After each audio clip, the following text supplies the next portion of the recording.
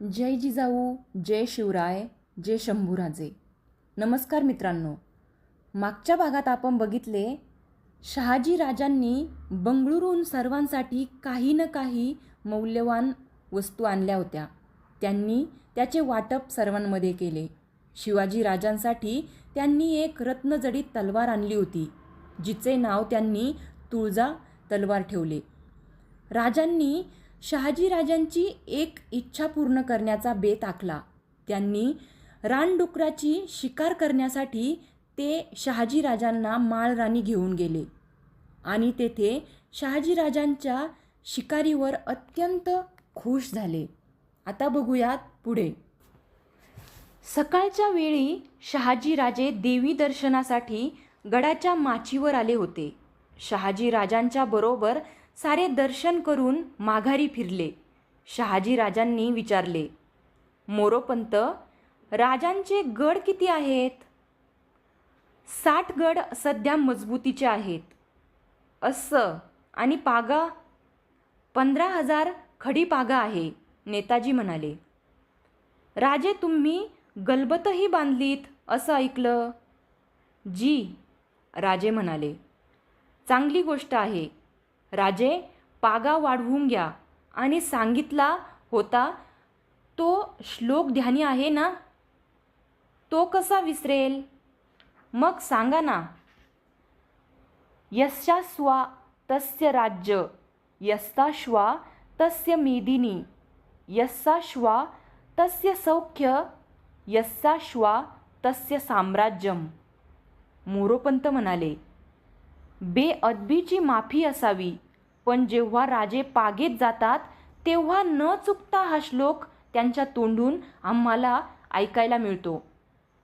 मोरोपंत, ज्याला ह्या श्लोकाचे महत्त्व कळलं त्याचं साम्राज्य वाढायला फारसा वेळ लागणार नाही. राजे, इथं आम्ही आलो, राहिलो, तुम्ही समाधान दिलत. तुमचं राज्य पाहून डोळे तृप्त झाले. आम्ही जेजुरीला खंडोबाला काय बोललो माहीत काय? जी, आम्ही तुमच्याबरोबर दर्शन करीत असता बोलून गेलो. आम्ही सांगितलं, आमच्या राजांचं राज्य उभं राहू दे. आम्ही देवांच्या सुवर्णमूर्ती घडवू. तो नवस फेडायला हवा. इथल्या मुक्कामात तुमचं राज्य उभं राहण्याची खात्री झाली आम्हाला. क्षमा असावी, राजे म्हणाले. अजून राज्य सुरक्षित नाही. शास्ता खान आमच्या बंदोबस्तासाठी उतरला आहे. तिकडे आदिलशाही संतप्त आहे. राजे, जेव्हा राज्य उभं राहतं तेव्हाच ही परचक्र येतात. नाहीतर आदिलशाहीला, मोगलाईला तुमची दखल घ्यायचं कारण काय? ती थोर राजकारणी, मुत्सद्दी माणसं असतात. त्यांची सदैव दूरदृष्टी असते. औरंगजेब त्यातलाच एक आहे. जेव्हा कुणाचं लक्ष तुमच्याकडे नव्हतं तेव्हा औरंगाबादेला दक्षिणेला सुभेदार म्हणून असताना त्यानं तुमच्यावर नजर ठेवली होती. एवढंच नव्हे तर आदिलशाहीला तुमच्यापासून सावध राहण्याचा सल्ला दिला होता. शास्ता खान आला तरी घाबरू नका. तुम्ही या संकटातून पार पडाल हा भरवसा आहे. आम्ही इथं भेटत असता 2 मातब्बर शत्रू आपापल्या जागी जे खिळवून ठेवलेत ते पाहून आम्ही थक्क झालो. राजसदरेवर शहाजीराजे बसले. जिजाबाई दाराशी येऊन उभ्या राहिल्या. संभाजीराजे मांडीवरची जागा घेतली.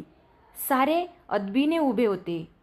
शहाजीराजे मानकोजींना म्हणाले, मानकोजी, आता तुमची आमची उमर झाली. राजांनी हे मिळवलेलं पाहून डोळे निवले. हे पाहायला दादोजी हवे होते. राजे, जेव्हा दादोजींनी लावलेल्या बागेतली फळं पाठविलात तेव्हा ती पाहून आमचं मन व्यथित होतं. राजे, अशी इमानी माणसं हुडकून जवळ करा. एक दुर्गाबरोबरीची ही माणसं. आणि राजे, आता पसारा वाढवा. पुन्हा नावा रूपाला आणलत, पण पुन्हा सुरक्षित नव्हे. रायगड बांधता आहात ना? जी, मग तीच जागा राजधानीची करा. तशी अव्वल जागा शोधून सापडणार नाही. तीच जागा निश्चित करा. कर्नाटकात आम्ही होईल त्या मगदुरानं जिंजी पोहोत मुलूक ताब्यात आणला आहे. आम्ही राहिलो न राहिलो तरी एकोजी राजे तो मुलूक सांभाळतील. त्यांना समज कमी. शहाजीराजे हसले. दरवाजाकडे पाहत म्हणाले, आमच्याच वळणाखाली वाढले ना. तुम्ही आता थोरले. एकोजी राजांना सांभाळा. दोघे एक झालात तर तंजावरपासून नर्मदेपर्यंत मुलूक तुमचा बनायला फारसा वेळ लागायचा नाही. आमचं स्वप्न परमेश्वरानं तुमच्याकरवी साकार केलं. राजे, आम्हाला फार दिवस राहता येणार नाही. त्याचं दुःख आहे. का एवढ्यात कंटाळलात? राजे खेदाने म्हणाले. नको राजा, असं बोलू नको. तुझा कंटाळा कोणाला येईल? अरे, तुझं यश बघून, कीर्ती पाहून 10 वर्षांचं आयुष्य वाढवून मी जातो आहे. आम्ही जास्त काळ राहिलो तर आदिलशाहीत संशय येईल. अफजलचा वध केलात आणि तुम्ही आदिलशाहीत उतरलात. त्याचवेळी आम्ही कर्नाटकातून विजापुरात येत होतो आणि विजापूर दरबारात हलकल्लोळ माजला. कारण? मानकोजींनी विचारले. अशी बोलवा उठली की एका बाजूनं आम्ही आणि दुसऱ्या बाजूनं शिवाजी विजापुरात स्वारी करणार. कशात काही नाही तर ही बोलवा उठते आणि आता तर आम्ही राजरोसपणे भेटतो आहो. पण आदिलशाहीनं परवानगी दिली आहे ना? राजांनी विचारले. उगीच नाही. आदिलशहांनी आम्हाला तुमची समजूत काढायला सांगितलं. तुम्हाला मानानं दरबारी आणायला सांगितलं. 10,000 ते द्यायला तयार आहेत. घाबरू नका. आम्ही ते कदापिही सांगणार नाही. नेमकी आम्ही संधी उचलली.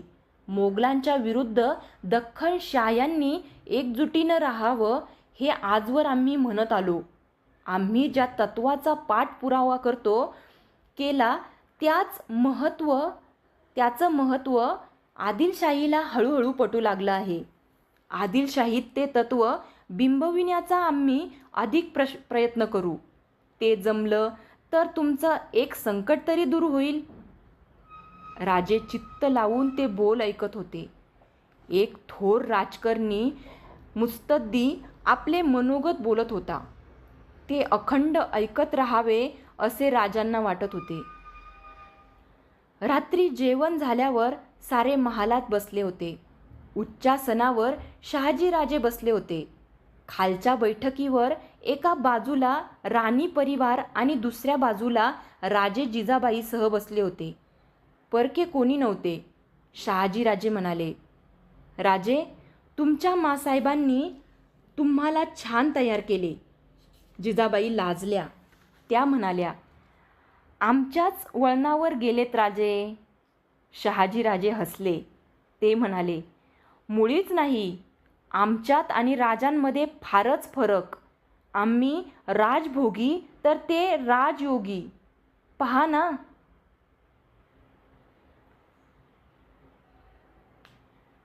आपल्याच वळणावर गेलेत राजे. शहाजीराजे हसले. ते म्हणाले, मुळीच नाही. आमच्यात आणि राजांमध्ये फारच फरक. आम्ही राजभोगी आणि ते राजयोगी. पहा ना. आम्ही पराक्रम करतो पण त्याचबरोबर आम्ही स्वतःला विसरू शकत नाही.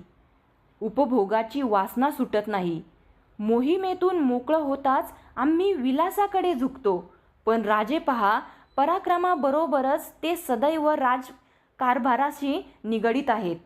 त्यांच्यात आदर्श राजांचे गुण पुरेपूर उतरलेत. म्हणूनच जयश्री त्यांना सदैव माळ घालते. अफजल खानासारख्या संकटातून सुटून जाणं हे काही सामान्य नव्हे. शहाजीराजांनी निश्वास सोडला. ते व्यथित झाले. ते म्हणाले, राजे, अफजल मारलात आणि आमच्या मनातलं एक शल्य हल्लं. त्यानंच आमच्या हातात बेड्या ठोकल्या होत्या. शंभूराजांच्या मृत्यूला तोच कारणीभूत झाला होता. त्याचा वध केलात आणि आम्हाला समाधान दिलत. पण एक शल्य अजून खोल ऋतून आहे. कोणतं? राजांनी अधीर होऊन विचारले. बाजी घोरपडे.